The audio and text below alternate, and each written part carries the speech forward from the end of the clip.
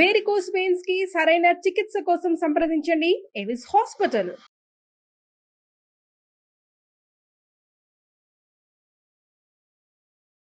నమస్తే రమగారు. నమస్తే రమగారు, స్నానం చేయకుండా ఎలాంటి పనులు చేయకూడదు? చాలా చేయకూడదు. చాలా ఉన్నాయా? ఓకే.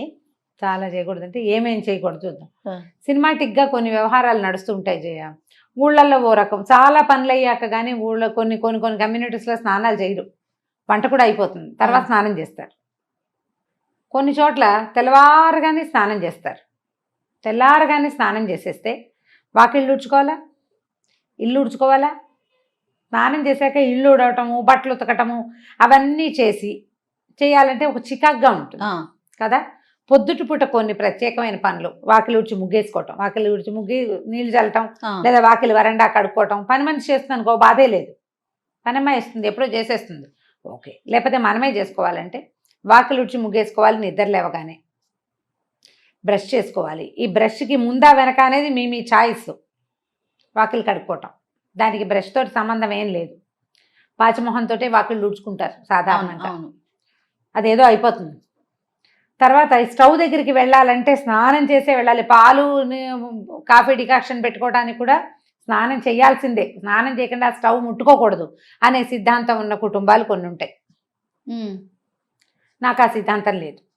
మా ఇంట్లో మడికి పొయ్యి వేరు, మామూలు వంటకి మామూలు పాలకి కాఫీలకి స్టవ్ వేరుగా ఉండేది. అది ఇది ఒకటి కాదు. మా చిన్నప్పుడు చాలా సంవత్సరాలు అలాగే ఉంది. పైగా మడి వంట చేసుకునేటప్పుడు పొద్దుటి స్టవ్ కడుక్కుని స్నానం చేసి స్టవ్ కడుక్కున్నాకే స్నానానికి వెళ్ళి అప్పుడు వంట, కడిగిన పొయ్యి మీదే వంట. ఇప్పుడు నేను కూడా అంతే చేస్తా. స్టవ్ వంట ముందు స్టవ్ తుడుచుకోవటం నాకు అలవాటు. ఇప్పుడు ఇలా సిద్ధాంతంగా చెప్పలేకపోతాం. వాళ్ళ ఉద్యోగాలు, వాళ్ళ అవసరాలు, పిల్లల స్కూళ్ళు, మగవాళ్ళ ఆఫీసులు, వీళ్ళ సొంత ఆఫీసులు, వాళ్ళ ఇంట్లో ఉన్న పెద్దవాళ్ళు, ఇంట్లో ఏదైనా దేవతార్చన ఉంటే అక్కడికి వంట అందించటము, అన్నం వండేసి పొద్దున్నే దేవతార్చనకి ఇవ్వటము, ఈ బోల్డ్ వ్యవహారాలు ఉంటాయి కదా, దాన్ని బట్టి చేసుకుంటారు. స్నానం చేయకుండా దేవతార్చన చేయకూడదు, దీపారాధనలు చేయకూడదు, దేవాలయానికి వెళ్ళకూడదు, ఇతరుల ఇంటికి వెళ్ళేటప్పుడు స్నానం చేయకుండా వేరే వాళ్ళ ఇంటికి వెళ్ళకూడదు. మనం పక్కింటికి కాఫీ పొడప్పుకి అయితే పర్వాలేదు, ఓకే. కాఫీ పొడప్పు అయితే కాకపోతే పొద్దునే వాళ్ళు ఎవరైనా పిలిచారు, వాళ్ళు స్నానం వచ్చాక చేద్దామని వెళ్ళకూడదు. వాళ్ళ ఇళ్ళ నుంచి వచ్చి స్నానాలు చేయకూడదు, అది తప్పు. ముచ్చట్లకి అట్లా వెళ్ళకూడదు అంటారా? ముచ్చట్లకైనా, ఏదైనా తాంబూలం తీసుకోవటానికైనా, ఎవరైనా గబుకొని మనకు అవసరం వచ్చింది ఏదో తెచ్చుకోవటానికైనా, ఒట్టి కాఫీ పొడి గురించి కాదు, కాస్త పెద్ద వ్యవహారాలు. ఎండెక్కాక స్నానం కాకుండా కొంచెం పొద్దెక్కక ముందే స్నానం చేయటం మంచిది. ఎవరైనా కూడా ఆరోగ్యం. బయటికి పనుల మీద వెళ్ళే వాళ్ళు స్నానం చేసి వెళ్ళాలి ఖచ్చితంగా. స్నానం చేసి దేవతార్చనో లేకపోతే ఒట్టిగా దేవుడికి ఒక నమస్కారమో చేసుకోవాలంటే స్నానం చేసి వెళ్ళాలి. ఎప్పుడు కూడా ఇంట్లో నుంచి బయటికి వెళ్ళేటప్పుడు, సాధారణంగా బయటికి వెళ్ళటానికి కాదు, పని మీద వెళ్ళేవాళ్ళు స్నాన నియమం ఉంచుకోండి. ఒకవేళ మీకు అలాంటి నియమం లేనట్టయితే దీన్ని యాడ్ చేసుకుని చూడండి, మంచి పాజిటివ్ రిజల్ట్ కనపడుతుంది. రాత్రికి స్నానం చేస్తాం అంటారు, రాత్రిపూట స్నానం చేసి పడుకుంటారా? రాత్రిగా స్నానం చేసాం, పొద్దునే స్నానం ఎందుకు అని మొహం కడుక్కుని వెళ్ళిపోతారు. స్నానం చేయకుండా కార్యాలయాలకి వెళ్ళకూడదు. ఒకటి, లక్ష్మీదేవి సహించదుట వీటిని. ఓహో, అది యాడ్ చేస్తే తప్ప మనం పని చేయము. మరి సూర్యోదయం అయ్యాక స్నానం అనేది మన నియమం. రాత్రిపూట స్నానం అసలు ఆరోగ్యమే కాదు. ఎండాకాలం చెమట్లకు ఉండలేక ఏదో 8-9 నీళ్ళు పోసుకుంటాం, కానీ అసలు రాత్రిళ్ళు స్నానం హెల్దీయే కాదు, చాలా బ్యాడ్ హెల్త్. సాయంత్రమే చీకటి పడుతూ ఉండగా స్నానం చేయొచ్చు. రాత్రిళ్ళు పడుకునే ముందు అన్నాలు తినేసి పడుకునే ముందు చెమట పోస్తుందని ఓ బకెట్ నీళ్ళు పోసుకుని పడుకుంటారు చూడు, వీళ్ళకి వాతపు బాధలు అధికంగా ఉంటాయి. ఆయుర్వేద వైద్యులు వద్దని చెప్తారు.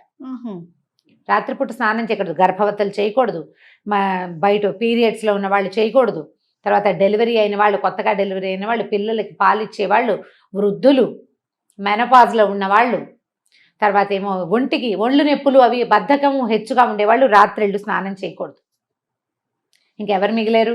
అదే కదా కదా, అందరినీ చెప్పేసాం. ఇంకెవరు మిగిలేరు? ఇప్పుడు రాత్రి చేసిన స్నానాలు లెక్కెట్టుకుని పొద్దున్నే నీళ్ళు పోసుకోకుండా బయటికి వెళ్ళిపోతే అదేం ప్లస్ అవ్వదు మనకి. పిల్లలు కూడా కొంతమంది స్కూల్స్కి వెళ్ళిపోతారు రమ్మగారు, నైటే చేసాం కదా అనేసి. పొద్దున్నే బ్రష్ చేసుకుని వెళ్ళిపోయే పిల్లల్ని కూడా చూసాను నేను. సూర్యోదయం తర్వాత స్నాన విధి అత్యావశ్యకము. మన ఆధ్యాత్మికమైన వ్యవహారమే ఇది. శుభ్రత కూడా. స్నానం చేసిన మొహానికి చేయని మొహానికి తేడా ఉండదు, మరి ఉంటుంది కదా. ఫ్రెష్నెస్, నీళ్లు మన పైనుంచి బాడీ పడతాయి. ఫీల్ అవుతుంది ముందు. అది మన మొహంలోకి వస్తుంది కదా. పైనుంచి మొహం కడుక్కుంటాం, మొహం కడుక్కుంటే వచ్చే ఫ్రెష్నెస్ మొహం కడిగినట్టే ఉంటుంది కదా. స్నానం చేస్తే ఉండే ఫ్రెష్నెస్ బ్రహ్మాండంగా ఉంటుంది.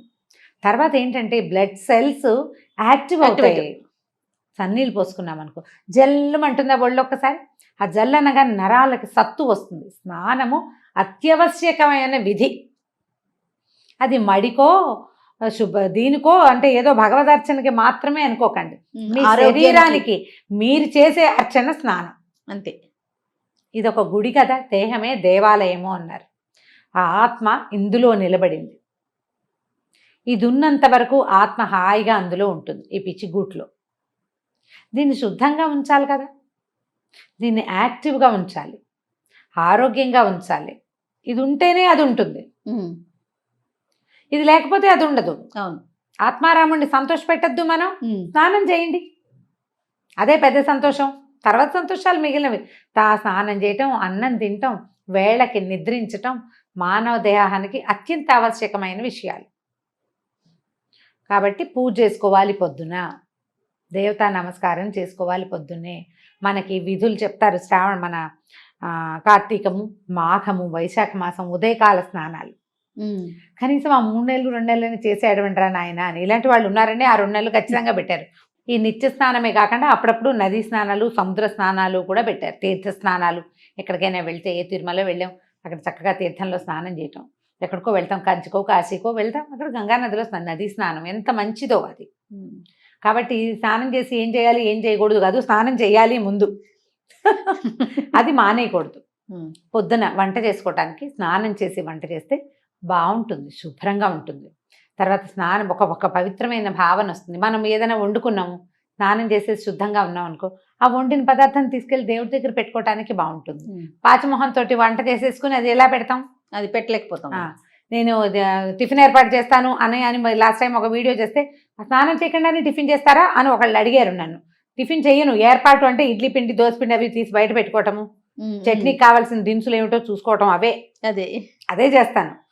పదార్థం తర్వాతే చేసుకుంటాను. కానీ మనం ఆలోచించుకోవాలి మనకి ఏది అవసరమో అని. ఆహార స్వీకారం కూడా స్నానం చేశాక గనక తీసుకుంటే చాలా బాగుంటుంది. తీసుకోలేకపోతాం, అట్లా బ్రేక్ఫాస్ట్ చేసేయాల్సి వస్తుంది మన పనిని బట్టి కదా. పొద్దున్నే చేసేయాలి, షుగర్ ఉంది, స్నానం చేశాక ఇవన్నీ దేవుడికి ఇవన్నీ చదువుకుని టిఫిన్ తినేసరికి లేట్ అయిపోతుంది, టాబ్లెట్లు వేసుకుంటారు. పాపం వాళ్ళకి తప్పదు కదా, పెద్ద వయసు వాళ్ళకి, పెద్దవాళ్ళకి తప్పదు, ప్రెగ్నెంట్ లేడీస్కి వాళ్ళకి కూడా తప్పని పరిస్థితిని పక్కకు పెట్టండి. నార్మల్గా అయితే తొందరగా స్నానం చేసేసి బ్రేక్ఫాస్ట్ చేయటం, తయారు చేసుకోవటము, తింటము కూడా రెండును. ఇలా చేస్తే గనక ఎక్కువ శుభ్రంగా ఉండేందుకు అవకాశం ఉంది. ఏ హెన్నానో పెట్టుకుంటాము, నెత్తికి నూనె రాసుకుంటాము, గంట నానాలనిపిస్తుంది, ఇంకా అప్పుడు ఏదో కొంత పని చేయవలసి అయితే ఓకే రమ్ గారు. నార్మల్ ఇష్యూస్ అయితే మాత్రం మార్నింగ్ లేవగానే చేయమంటారా? చేయండి. పొద్దునే స్నానం చేస్తే, స్నానం చేయకుండా పూజ ఎలా చేయకూడదు, భోజనం అలా చేయకూడదు, భోజనము ఎలా చేయకూడదు, బయటికి అలా వెళ్ళకూడదు. ఇవి 3. ఇంకేముంది రమ్మ గారు, ఖచ్చితంగా స్నానం చేయాల్సిందే. మిగిలిన మీ ఇష్టం, ఇంకా మేమే అన్ని చెప్పారు. రైట్. ఏదేమైనా మార్నింగ్ లేవగానే స్నానం చేయటం ఉత్తమం. మీరు పూజ గీజ ఏం చెయ్యరు. ఒక ప్లస్ పాయింట్ చెప్తా, పూజ చేయరు మీరు. ఓకే, మీకు అలవాటు లేదు. ఇంట్లో ఎవరైనా దీపం పెట్టుకుంటారు, లేకపోతే లేదు, అది కూడా మనకు అక్కర్లేదు. మగవాళ్ళకి చెప్తున్నా, స్నానం చేయగానే బయట ఏ బాల్కనీలోనో కిటికీలోనో సూర్యుని చూసి దండం పెట్టుకోండి. సూర్యుడికి చేసే నమస్కారం ప్రత్యక్ష నారాయణుడు అద్భుతమైన ఫలితాన్ని ఇస్తుంది. ఇప్పటిదాకా మీకు అలవాటు లేకపోతే, ఒకవేళ మీరు కనుక ఈ వీడియో వింటూ ఉంటే, రేపటి నుంచి దీన్ని ప్లస్ చేసుకుని చూడండి. మగవారైనా ఆడవారు కూడా చేయొచ్చు? ఆడవాళ్ళు ఎలాగూ చేస్తారు. ఓకే, మీకు అలవాటు లేకపోతే అని చెప్తున్నాను. మీ ఇంట్లో అంటే దీపం, అమ్మాయి దీపం పెట్టుకుంటుంది, అతనికి అలవాట్లేదు, అతనికి ఒకవేళ అసలు మన ఇంట్లో దీపాలే లేవు, ఇది జాతి విచక్షణ లేదు. ప్రతి ఒక్కరు అసలు పూజలు గీజలు చేయరు, మీరేదో ప్రార్థన చేసుకుంటారు, మీ విధానాలు మీకున్నాయి. అయినా కూడా మీకు సూర్యుడు అవసరమే కదా. సూర్యుడు అందరి వారుడు కదా. స్నానం చేసి సూర్యుడిని చూడండి పొద్దున్నే. బిఫోర్ 9 చేయండి, చాలా మంచిది. మీకు ఆ సూర్యుని చూడడం నచ్చింది అనుకోండి, కాసేపు కళ్ళు మూసుకుని అక్కడే నుంచోండి ఆ సూర్యకిరణాలు పడేలాగా. ఇంకా సూపర్. ఒక 21 days చేసి మీలో ఏ మార్పు సంభవించిందో హోల్ హార్టెడ్గా ఇంకొకళ్ళకి చెప్పండి. నేను ఇది చేశా, స్నానం చేసి సూర్యుని చూశాను, ఏం జరిగింది రమ్మగారు? చెప్పండి. ఇలా చెప్పండి అంటున్నా. మీరు చెప్తున్నారేమో. నేను ఇలా చేశాను, స్నానం చేసి సూర్యుని చూశాను, నాకు ఈ మార్పు వచ్చింది అనేది మీరు గమనించి చెప్పాలి.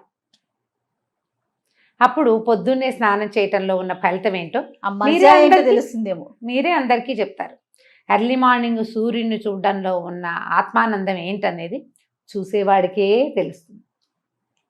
మీరు బాగా ఎంజాయ్ చేస్తున్నారు. రైట్ రామ్ గారు, నమస్తే అండి. నమస్తే.